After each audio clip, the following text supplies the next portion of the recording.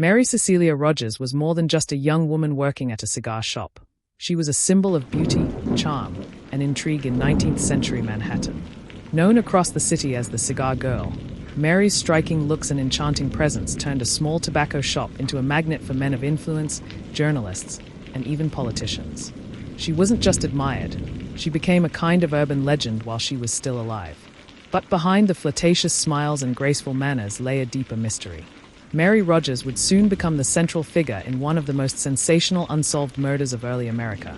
A case so perplexing that it would inspire none other than Edgar Allan Poe to write one of his most famous detective stories. Mary had no idea that her beauty, once her greatest gift, would soon draw her into a darkness she could never escape. What began as admiration would end in tragedy. Stay with me, because the story is only just beginning. New York in the 1830s was alive with change. Immigrants pouring in, businesses booming, and a growing culture of gossip, newspapers, and urban legends. Within this vibrant yet dangerous world, Mary Rogers stood out like a star. Her employer, John Anderson, owned a cigar shop on Broadway. When Mary began working there, business exploded. Crowds of men, writers, lawyers, and wealthy elites flocked just to see her. Newspapers caught wind of the beautiful cigar girl and printed columns about her charm. But with fame came danger.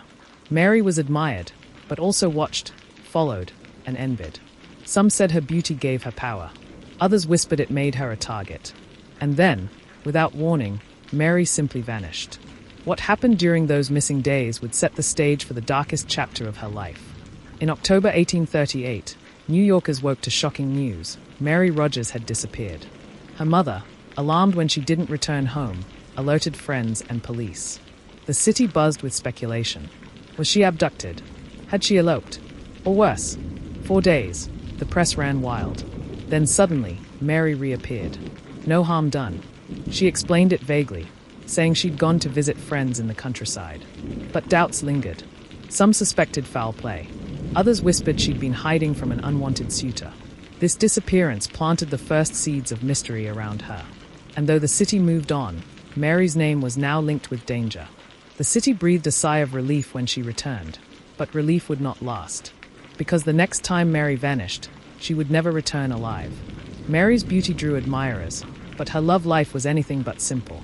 She became engaged to Daniel Payne, a clerk with a troubled past.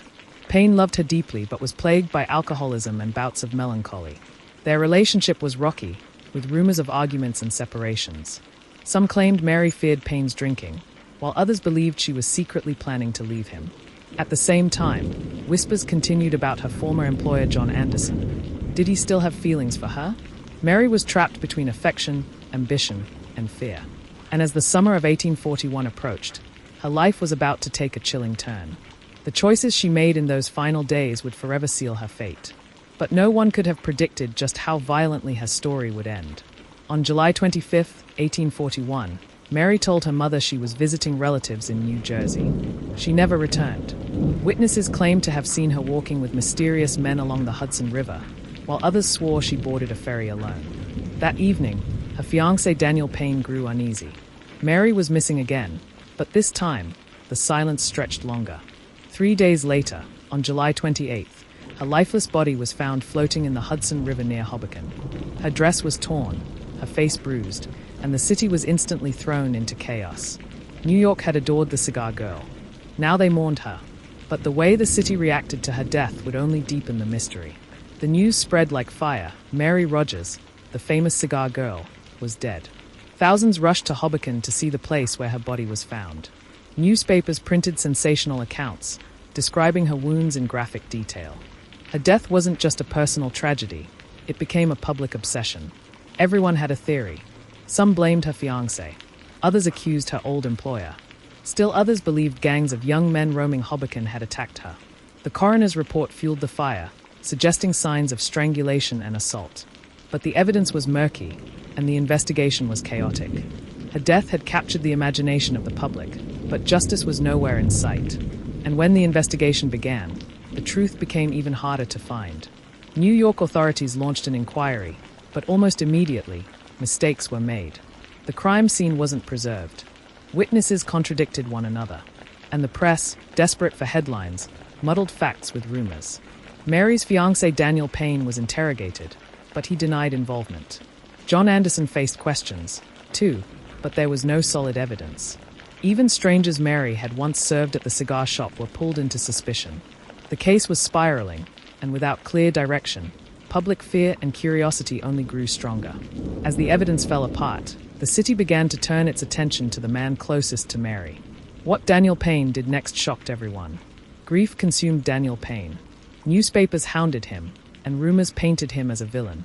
Unable to cope with the scrutiny and the loss, Payne turned to alcohol more heavily than ever before. In October 1841, just months after Mary's death, Payne traveled to Hoboken, the very place where Mary's body was found. There, he drank himself into oblivion and was discovered dead near the spot, a bottle of laudanum at his side. A suicide note lay next to him, filled with sorrow and guilt. Was it a confession, or simply the act of a broken man? The public was divided. His death only made the case more haunting. And with his death, the truth seemed to die as well. But whispers of darker secrets would not stay buried for long.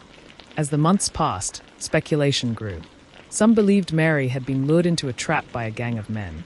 Others thought she had been the victim of a botched abortion, a dangerous secret procedure she might have sought to escape an unwanted pregnancy.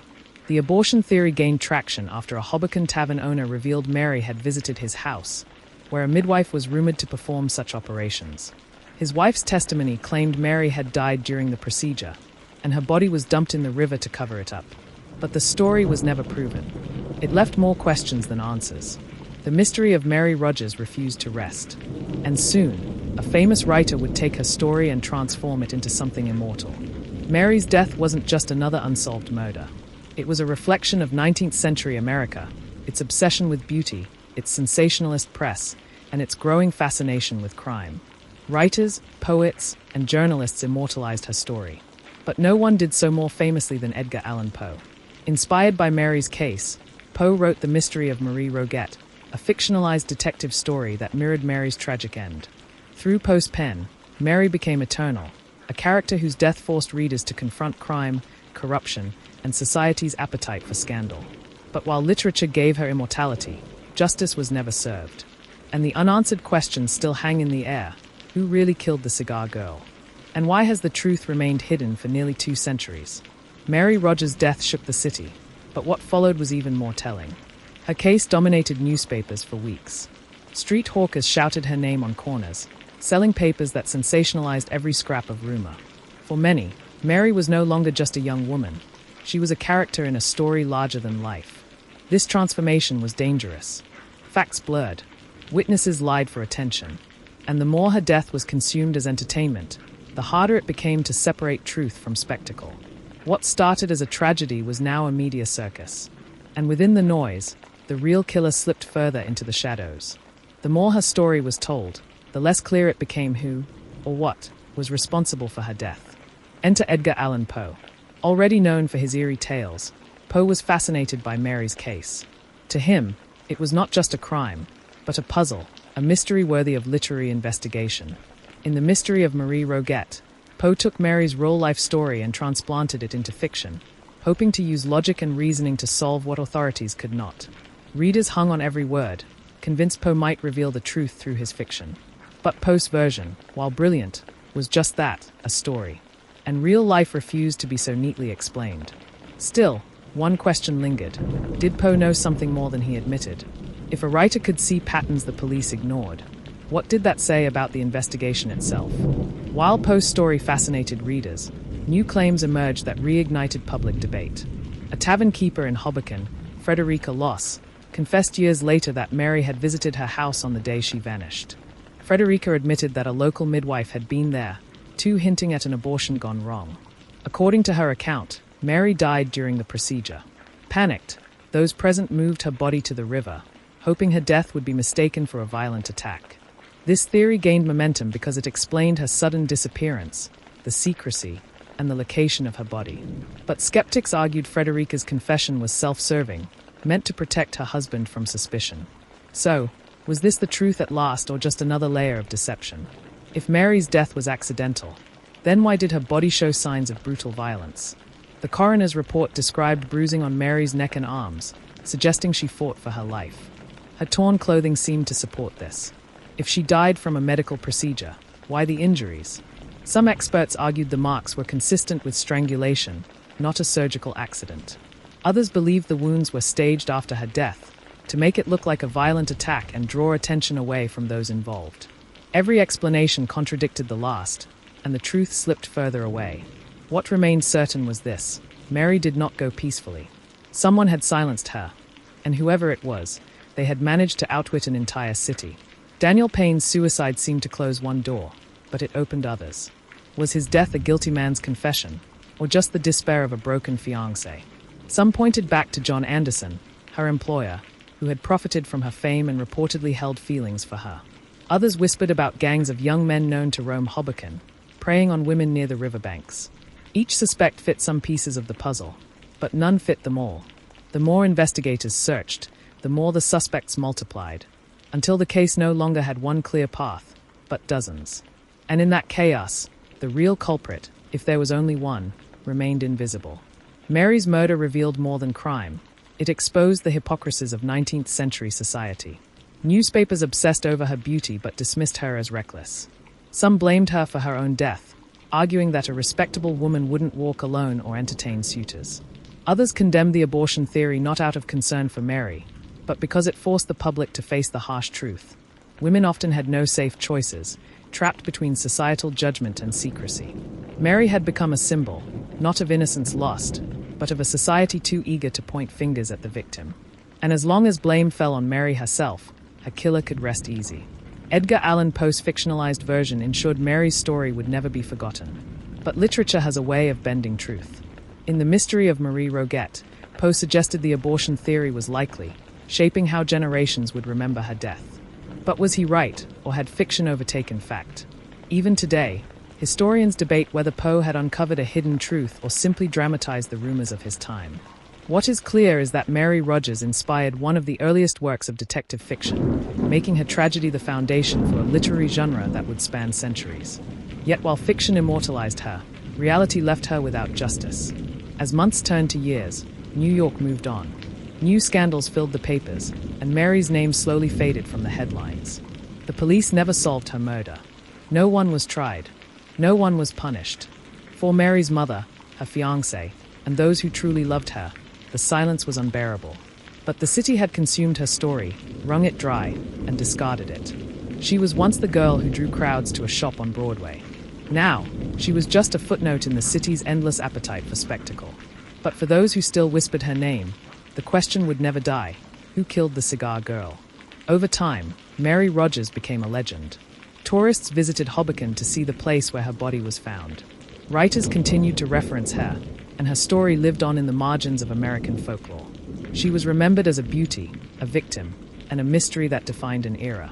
Her case exposed the flaws of early policing, the dangers of sensationalist journalism, and the vulnerability of women in a society that often treated them as ornaments rather than individuals.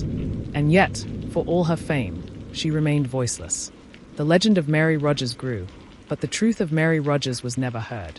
Nearly 2 centuries later, the murder of Mary Rogers remains unsolved. Was she the victim of a violent gang? Did she die during a secret procedure gone wrong? Or was her fiancé's despair darker than anyone realized? The truth lies buried in the currents of the Hudson River, lost to time. But her story lingers because it is more than a crime. It is a mirror of how society treats women, how the press devours tragedy, and how justice can slip away when spectacle takes its place. Mary Rogers was just 21 years old when her life ended. She deserved answers. She deserved peace. She deserved better. Her story reminds us that behind every mystery is a person, a daughter, a lover, a friend, whose life mattered. And perhaps, by remembering her, we refuse to let her killer, whoever they were, have the final word.